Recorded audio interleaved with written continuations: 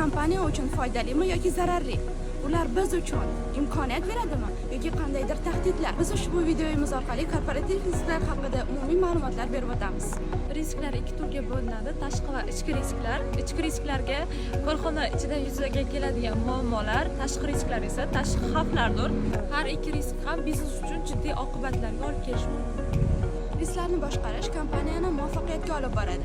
Bu orqali kompaniya boshqaruv qarorlaridagi aniqlikka erishishni, investorlarni yanada ko'proq jalb etishni va kelajakdagi muammolarni hal qilishni o'z zimmasiga olgan bo'ladi. Risklar ikki turga bo'linadi: tashqi risklar va ichki risklar. Tashqi risklar bu korxona tashqisida yuzaga keladigan muammolar, ichki risklar esa korxona ichkarisida yuzaga keladigan muammolardir. Har ikkala risklar ham biznes uchun salbiy oqibatlarga olib kelishi mumkin. Risklar bu muammo emas, aksincha imkoniyat hisoblanadi.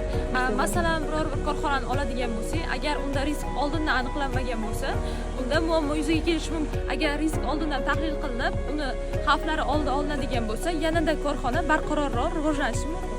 Korporativ risklarni boshqarish 5 turga bo'linadi.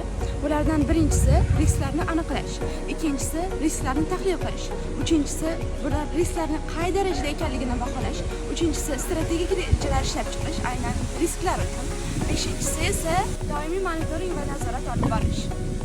E'tibor berishimiz lozimki, korporativ risklar bu kompaniya uchun muammo emas, ular imkoniyatdir.